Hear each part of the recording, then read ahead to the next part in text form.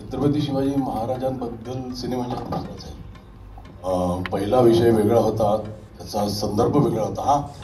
एकतर हा पार्ट 2 नाही आहे त्या सिनेमाचा, हे मला आधीच क्लिअर करायचं आहे. हा सिनेमा वेगळा आहे, त्याचा विषय वेगळा आहे. शेतकरी आत्महत्या प्रश्न मला की बरेच वर्ष त्रास देत होता, म्हणजे का.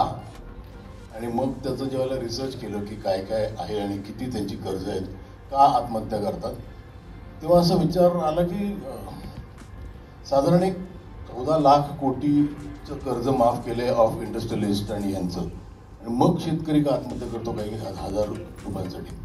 कुठेतरी त्याच्यावरती एक रिफ्लेक्ट करणं खूप मला गरजेचं वाटत होतं. आणि मग तो सिनेमा करायचा. ते basically it was an accident. हा सिनेमा, ही जी 2 मुलं आहेत ज्यांना राष्ट्रीय पारितोषिक मिळालं, भार्गव आणि त्रिशा, हे त्यांचा सिनेमा बघून मी खूप इम्प्रेस झालेलो होतो. ज्याला त्यांना राष्ट्रीय पारितोषिक मिळालं त्यांना घरी बोलवलं आणि असं डोक्यात आलं की ह्या दोघांना घेऊन एक सिनेमा करायचा.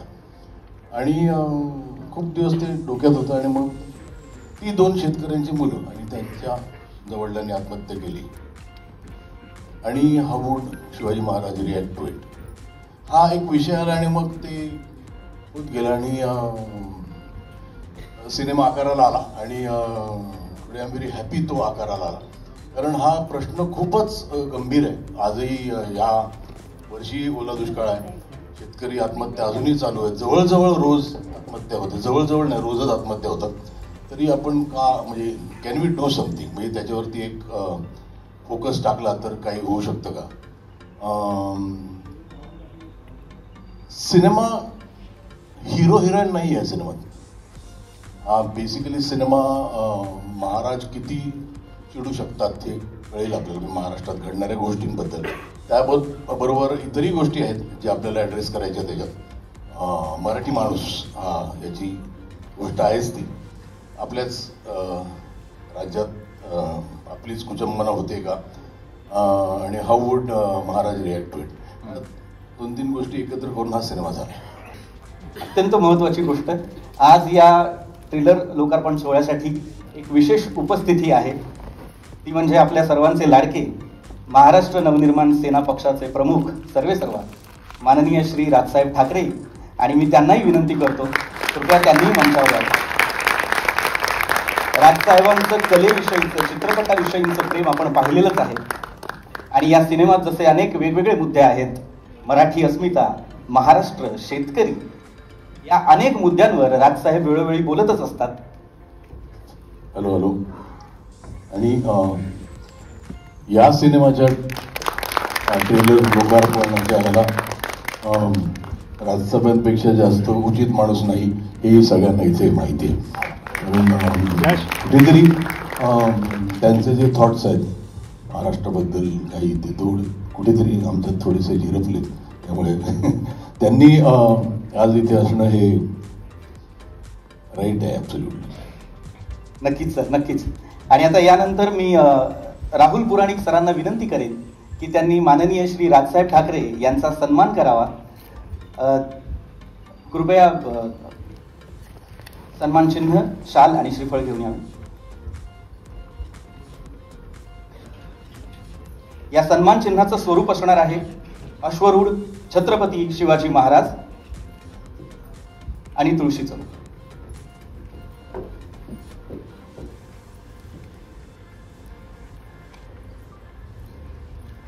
एकदा जोरदार टाळ्या झाल्या पाहिजे.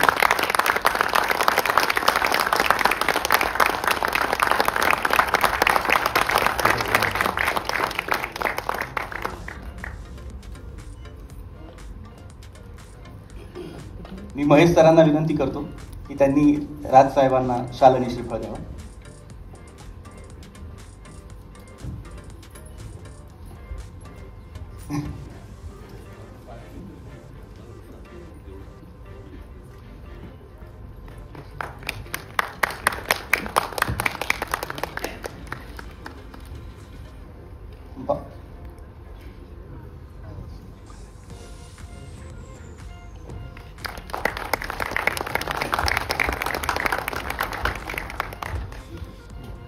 मी राजसाहेबांना विनंती करेन की त्यांनी कृपया या ट्रेलर लॉन्चबद्दल हा ट्रेलर पाहिल्यानंतर आपलं मनोगत व्यक्त करावं.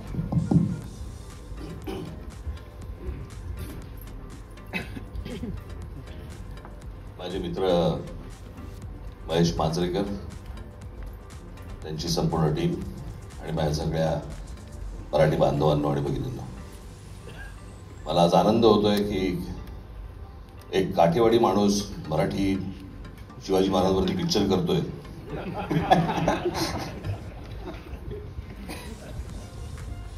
खरं तर मी ट्रेलर बघताना मला सुचत होतं की महेश कोठारेंना सांगितलं पाहिजे खरं तर झपाटलेला 2 हा चित्रपट महेश मांजरेकर वरती काढावा त्यांनी. खरंच झपाटलेला आहे तो,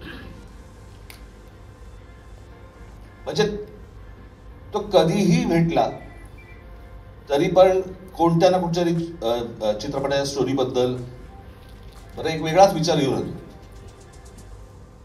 मागे तो कुठला चित्रपट आपला वेडात मराठी वीर दौडले साथ, जे पाहतो ते भव्य पाहतो.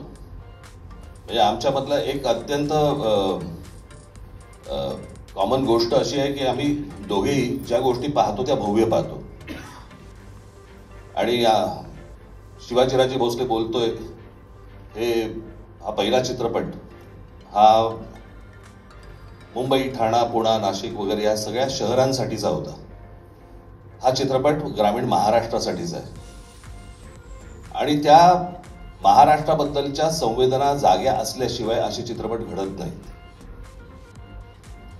आणि आज शेतकऱ्यांबद्दलच्या अशा प्रकारे शेतकऱ्यांबद्दलचा विषय, शेतकरी आत्महत्याबद्दल यांच्याबद्दलचा विषय हा अशा प्रकारे मांडणं हा एक धाडस आणि वेगळाच विचार आहे. तो वेगळाच विचार करत असतो आणि हेच त्याचं आत्ताचं ट्रेलर पाहून आपल्याला सर्वांनाच कळलेलं असेल, समजलेलं असेल. मी दरवेळेला मागे पण म्हटलं होतं की हिंदी चित्रपट सृष्टीमधले यश चोपडा तसे मराठी चित्रपट सृष्टीमधले महेश मांजरेकर एवढं निश्चित आहे.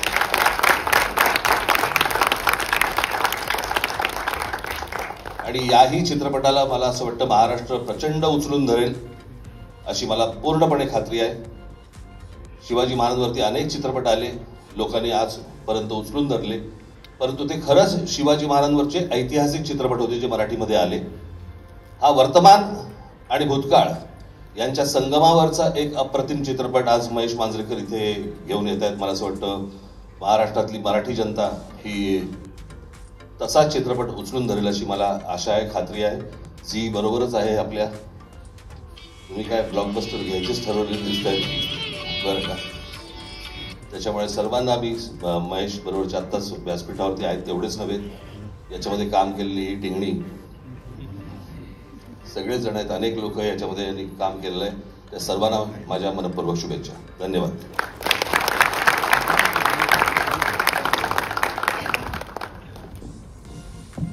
यानंतर मी झी स्टुडिओजचे व्यवसाय प्रमुख भावेश जानवलेकर सरांना विनंती करेन. सर, झी स्टुडिओज हा सिनेमा प्रस्तुत करत आहे, तुमचं काय मनोगत आहे सर? सर्वप्रथम मी माननीय राजसाहेब ठाकरे यांचं मी मनापासून आभार मानतो. त्यांनी वेळात वेळ काढून आमच्या या चित्रपटाला सपोर्ट करायला त्यांची उपस्थिती आमच्यासाठी फार महत्त्वाची आहे. तर थँक्यू सर. मी इथे आपले जगप्रसिद्ध क्रिकेटपटू संदीप पाटील सर आलेले आहेत. लहानपणापासून, लहान असताना मी त्यांना पाहिलेलं आहे. खूप खूप मनापासून आभार. तुम्हा सर्वांचे उपस्थित आहेत. संदीपचा मी एक किस्सा सांगतो. म्हणजे थोडासा वेळेचा बदल होता, तो 7ला वाटलेला त्याला. मग त्यांनी ओके म्हणाला मी येतो. मग 5चा सांगितलं तर तो म्हणाला रे माझ्या नातवाचा आज नातीचा वाढदिवस आहे. पण तो म्हणाला डोंट वरी, मी नातीचा वाढदिवस 7 वाजता सादर गणपतीत येऊन जाईल. Sandeep please come on the stage.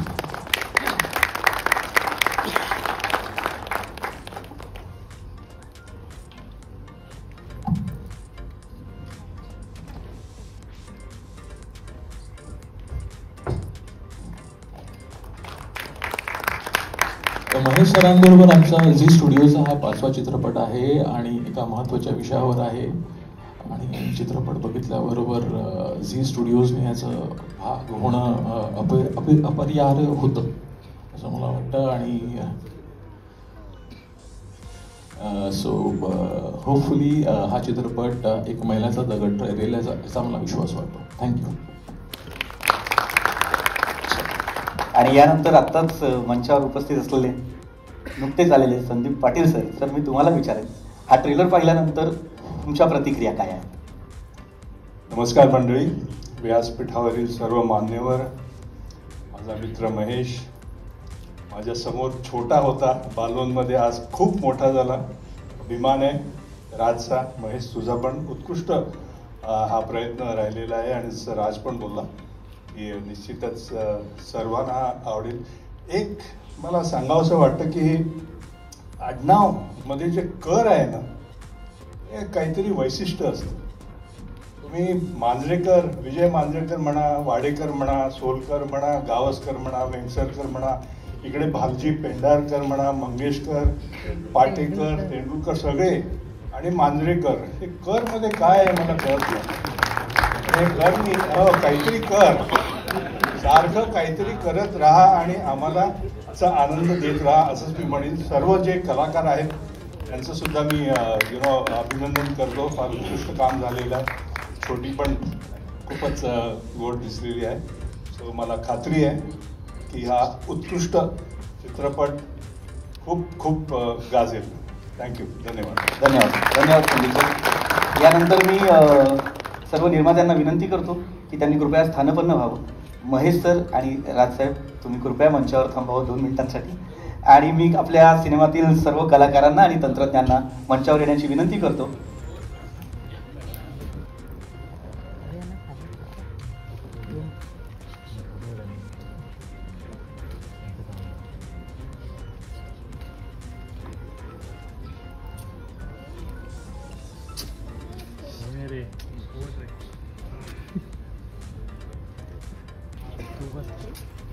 प्रेम करा.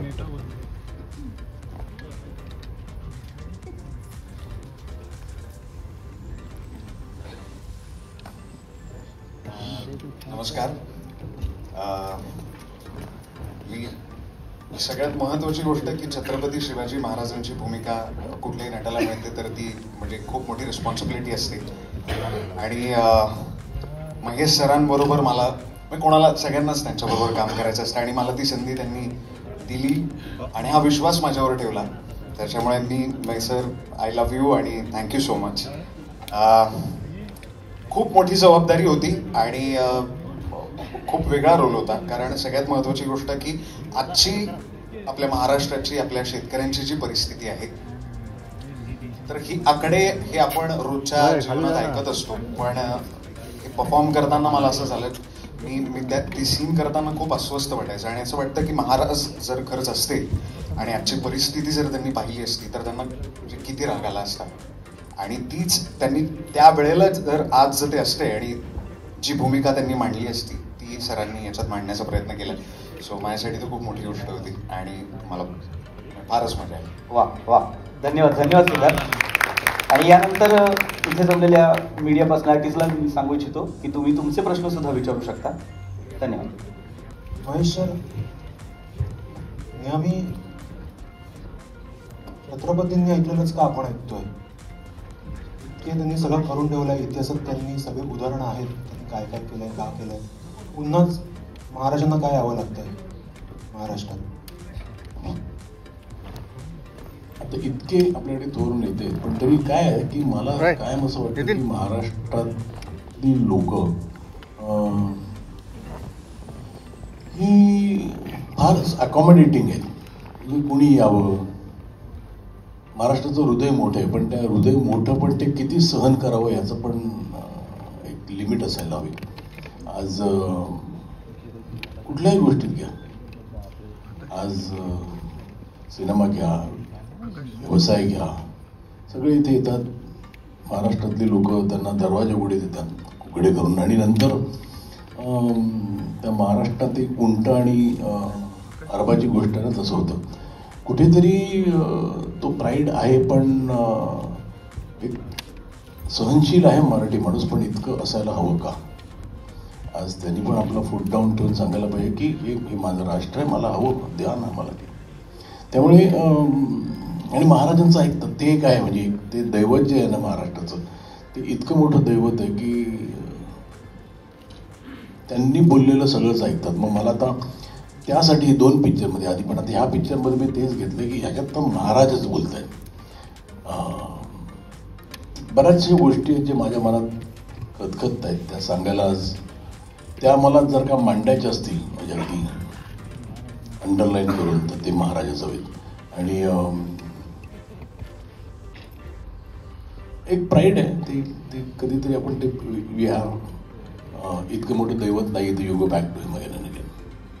Thank you sir. सिद्धार्थ, यापूर्वी महेश सरांनी स्वतः महाराजांची भूमिका साकारली होती यापूर्वीच्या सिनेमात, आणि ह्या सिनेमात तुला ती संधी मिळाली आहे, तुझं कास्टिंग झालं आहे.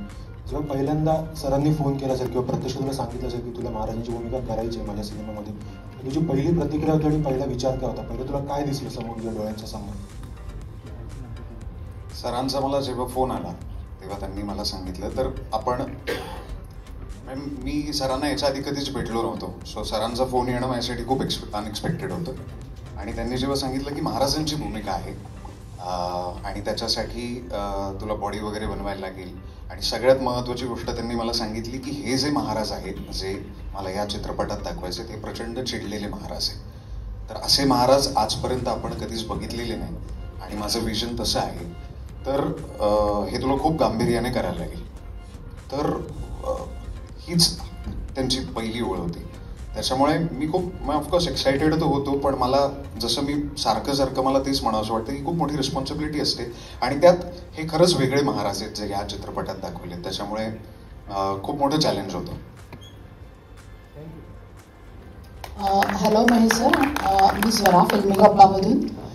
सर, एक वाक्य आता या पिक्चरमध्ये ट्रेलरमध्ये मी ऐकलं की दिल्लीचेही तख्त राखतो महाराष्ट्र माझा, पण आता महाराष्ट्रामध्ये दिल्लीचे पेक्षा महाराष्ट्रासाठी मराठी अस्तित्वाचं, मराठी माणसांचं अस्तित्व दाखवण्यासाठी देखील आपल्याला महाराजांचं उदाहरण द्यावं लागतं, तरी देखील आपलं अस्तित्व तिथे दिसत नाहीये, तर त्यावर काय? नाही, दिल्लीचेही तख्त राखतो महाराष्ट्र माझा हे महाराष्ट्र गीत जे आपलं आहे त्यातली एक ओळ आहे ती, आणि अजूनही राखतो की दिल्लीचे तख्त म्हणजे ह्या देशाचं तख्त राखतो महाराष्ट्र. आज दिल्लीत सगळ्यात जास्त टॅक्स जातो तो महाराष्ट्रामधनं जातो. आज देश चालवायला सगळ्यात मोठा हातभार महाराष्ट्राचा आहे, त्यामुळे दिल्लीचं तख्त राखतो कारण ती राजधानी आहे म्हणून. पण महाराष्ट्राचा खरं हार्ट काय असेल तर ते महाराष्ट्राचं आहे, देशाचं हार्ट काय असेल तर. आणि माझं काय म्हणणं आहे की हे जेव्हा हा देश स्वतंत्र झाला त्यावेळेला खूप राज्यांची नावं झाली, पण या अख्ख्या देशात फक्त एकच राज्य आहे ज्याचं नाव महाराष्ट्र आहे. ते कुठेतरी नियतीच्या मनात होतं, ते फक्त महाराष्ट्रच कायम राहावं याची जबाबदारी आमच्या सगळ्यांची आता. सर, पण तुम्ही म्हणालात आता की जरी दिल्लीचे तख्त महाराष्ट्र राज्य राखतो तरी देखील मराठी भाषेसाठी, मराठी अस्मितेसाठी आपल्याला झगडा करावाच लागतोय. नाही, मला नाही वाटत तसं. माझं फक्त छोट्या छोट्या गोष्टी म्हणजे आता माझं शिक्षण जरी इंग्रजी माध्यमात झालं असेल तरी मी मराठीच बोलतो सगळीकडे. म्हणजे खूप मी ज्यावेळेला हिंदी करायचो तेव्हा बऱ्याच तिकडच्या नटांचा म्हणजे अगदी अमिताभ बच्चनचं पण असायचं, अरे इधर हम लोग भी है, तुम्ही सगळे मराठीत बोलता, असं त्यांचं असायचं. पण त्यामुळे मला आहे ते म्हणजे थोडंसं ते काय आहे, त्याला काय करायचं म्हणजे मी कुठेतरी आपल्या मनात जे थॉट्स असतात ना, जे आपल्याला सांगायचे असतात ते आपण त्या माध्यमातून कोणाच्या तरी तोंडून दाखवतो. कुठेतरी ते डिरेक्टरचे, रायटरचे थॉट्स असतात जे सिनेमात येतात. आणि मी म्हणजे शेवटचं जी माझी ती लाईन मी लिहिली आहे ती, श्वास माझा ध्यास माझा नसा नसात महाराष्ट्र माझा, तर तसं आहे मी आणि मी राहणार तसा. आणि मी if I can influence people to be a little more proud of Maharashtra, तर मला वाटतं मला खूप काही मिळवलंय मी. धन्यवाद. नमस्कार, माझा प्रश्न सिद्धार्थसाठी आहे. तर सिद्धार्थ, जेव्हा तुम्हाला कळलं की चक्क तुम्हाला महाराजांची भूमिका साकारायची आहे, त्यासाठीचा तुमचा अभ्यास किंवा तो प्रोसेस थोडक्यात तुम्ही कसं सांगाल? 2 गोष्टींसाठी तयारी करायला लागली की मला म्हणजे फिजिकल ट्रान्सफॉर्मेशन त्याच्यासाठी करायला लागलं, त्याच्यासाठी एक वेगळी मेहनत घेतली. आणि मेंटली आणि हां, तोच सेकंड आणि जास्त महत्त्वाचा पार्ट. मी सरांना जेव्हा भेटलो तेव्हा त्या स्क्रिप्टमध्ये सरांनी जे लिहिलं आहे, मला इतर कुठलीच वेगळी तयारी करण्याची गरज पडली नाही, कारण मी पूर्ण त्यांना सरेंडर केलं होतं आणि हे त्यांचं विजन होतं. त्याच्यामुळे त्यांनी लिहिलेल्या प्रत्येक शब्दावर खूप व्यवस्थित विश्वास ठेवून, कारण जेव्हा आपण ते वाचतो त्यावेळेला ते आपल्याला खूप रिलेट होतं, त्याच्यामुळे त्या शब्दांवर विश्वास ठेवून, त्यांच्यावर विश्वास ठेवून मी ते डिलिव्हर केलं. त्याच्यामुळे मेंटली मी ज्या वेळेला तो सीन वाचायचो तर अशा बऱ्याच वेळेला मला स्वतःला झालं की त्याच्यात जे लिहिलेले वाक्य होते ते वाक्य पहिल्यांदा वाचताना मलाच खूप भरून यायचं आणि मलाच खूप त्याचा त्रास होत होता. त्याच्यामुळे मला कळत होतं की हे आता आपल्याला सगळ्यांना, मला आत्ता जसं फील झालं ते फील होण्यासाठी किती ताकदीने डिलिव्हर केलं पाहिजे, ही त्याची तयारी होती. पण सर होते.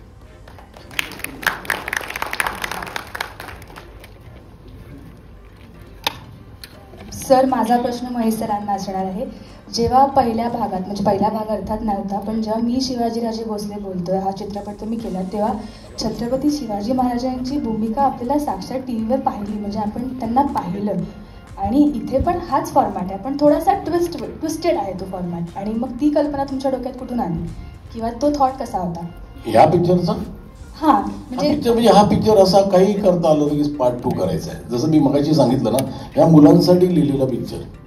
म्हणजे मी थोडासा सेल्फिश झालो की हा मुलांचा पुढचा पिक्चर माझा हवा आहे, कारण ह्यांची कामं बघून मी खूप इम्प्रेस झालो होतो.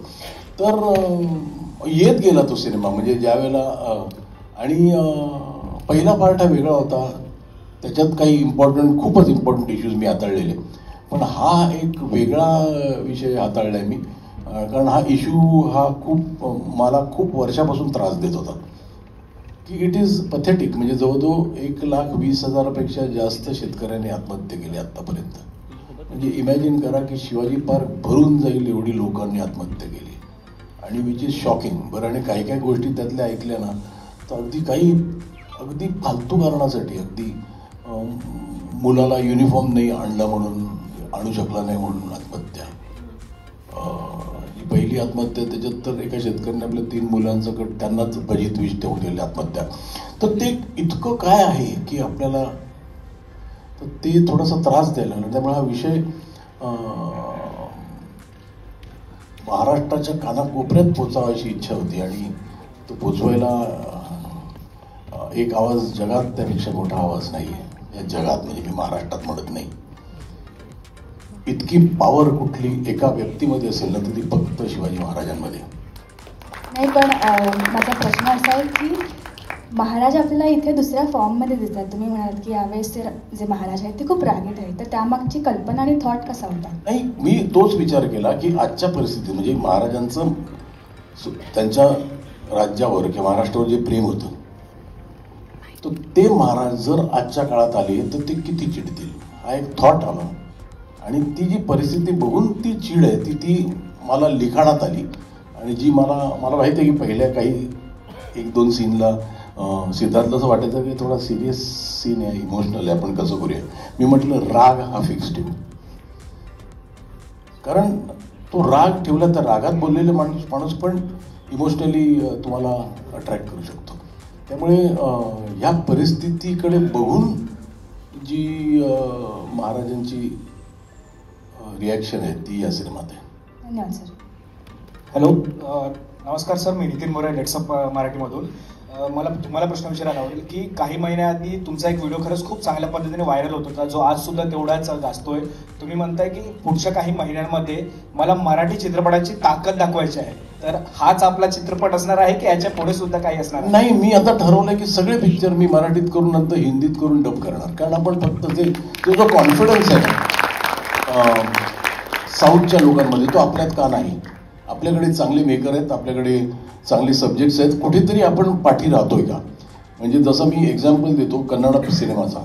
कन्नड सिनेमा हा आपल्यासारखाच होता, त्यांची कर्नाटकमध्ये परिस्थिती मराठीसारखीच होती, आणि तिकडे तमिळची आणि तेलुगूची दादागिरी चालायची. पण तिकडे कुठल्या तरी एका गृहस्थाला सद्गृहस्थाला असं विचार आला की आपण एक पिक्चर करूया खर्च करून. तेव्हा त्यांनी KGF बनवला, मग कुठेतरी कंटारा बनवला. आणि आज प्रूव्ह झालंय की तुम्ही चांगला द्या, तुम्ही हिंदीच्या तोडीचा पिक्चर द्या, आपण सगळ्यांना पळवू शकतो म्हणजे बाहेर नाही, आपल्याबरोबर चला आमच्यावर पळा. आपल्याला कशी कुठल्याही सिनेमाचं स्वागत येते, पण मराठी सिनेमा मागे पडता कामा नये. आणला इथे मराठी माणसाने मराठी सिनेमा रे ह्या देशात, आणि आपण का मागे? आपले म्हणजे शांताराम घ्या, भालजी पेंढारकर घ्या, परांजपे घ्या, मोठे मोठे डिरेक्टर झाले, आणि आता आपण का म्हणजे बरं टॅलेंट नाही आहे का? खूप टॅलेंट आहे. बरं व्यवस्थित मार्केट केलं तर पिक्चर चालत नाही का? चालतो की. तर आपण थोडं म्हणजे आज कंटाराने तशी चपराक मारली ना, 10 दिवसात जवळजवळ 450 कोटी रुपये धंदा केले त्यांनी. कुठेतरी हा कन्नडा सिनेमा, पण मी त्या दिवसाची वाट बघतो जेव्हा एक मराठी सिनेमा 450 कोटी करेल, आणि करेल म्हणजे कोणतरी. आणि ह्या माझं नशीब चांगलं आहे की मला खूप चांगले प्रोड्युसर मिळाले ज्यांनी हा विचार केला नाही की अरे मराठी सिनेमा रिकव्हरी कशी करायची, काय कशी करायची. मी त्यांना जेव्हा सांगितलं की हा पिक्चर असा करायचा, बजेट मोठा आहे, ते डिडंट बॉदर की हा आपण रिकव्हर कसा करूया. त्यांचं पण काय म्हणतात त्याला पॅशन माझ्या इतकंच होतं की आपण एक सिनेमा चांगला करूया, त्याला जी गरज आहे तेवढं बजेट देऊया. आणि मला वाटतं की असे निर्माते आले ना तर फार दिवस नाही, म्हणजे मला दाखवायची ताकद म्हणजे दाखवायची ताकद. प्रथम या 2 बालकलाकारांचं अभिनंदन, नॅशनल अवॉर्ड मिळाले. त्रिशा, कॉंग्रॅच्युलेशन. थँक्यू. महेश मांजरेकरांबरोबर काम करताना दोघांना कसं वाटलं? आणि मांजरेकर सरांनाही एक प्रश्न आहे की सर, ह्या 2 कलाकारांसमोर आपल्याला माहीत असलेले महाराज हे तुम्ही कसे त्यांच्या समोर आणले की जेणेकरून त्यांच्याकडून तशी ऍक्टिंग वगैरे बाहेर करता येईल तुमच्यासोबत किंवा तुमच्या पिक्चरसाठी? मला ना एकतर ही मुलं खूप ग्रेट ऍक्टर आहेत. मी खूप लोकांबरोबर काम केलंय, म्हणजे मोठ्या मोठ्या ऍक्टर्स बरोबर, पण मला यांच्याबरोबर सगळ्यात कमी त्रास झाला आहे ना. कमाल आहे, हे दोघेही कमाल आहेत, म्हणजे गिफ्टेड आहेत. नॉर्मली काय असतं माहिती ना, लहान मुलं ना खूप आगाऊप्रमाणे ना मोठ्या माणसांसारखी कामं करतात. तेव्हा म्हणजे असं त्या मुलांना अशी चिमटे काढायचे वाटतात आपल्याला, जोक म्हणून बोलतोय. पण त्यांचा बिचारीचा दोष नसतो, तो डिरेक्टर पण त्यांना मोठ्या माणसासारखं काम डायलॉग बोलायला लावतो. तर मला तसं नको होतं, पण तरी छोट्या छोट्या गोष्टीच्या ही दोघं मुलं काढतात ना, त्या म्हणजे मी कधी कधी अचंबित होतो की अशा ट्रेंड ऍक्टरला करता येत नाही एवढे त्यांनी सुंदर एक्सप्रेशन काढल्या. महाराजांबद्दल मला वाटतं की त्यांना फार समजावं लागलं नाही, कारण त्या लाईन्सच अशा होत्या. म्हणजे सुरुवात या पिक्चरची अशी आहे की ही सिंहगडाचं महत्त्व सांगते की सिंहगड हे कोंढाणा किल्ल्याला सिंहगड नाव ठरलं. तर त्यांनी इतकं ब्रिलियंट केलं आहे ते तुम्ही बघाल तेव्हा कळेल की यांना काही सांगायला लागत नाही, खूप गिफ्टेड आहेत, उगाच नाही नॅशनल अवॉर्ड करायचं. त्रिशा, तुला कसं वाटलं महेश सरांबरोबर काम करताना?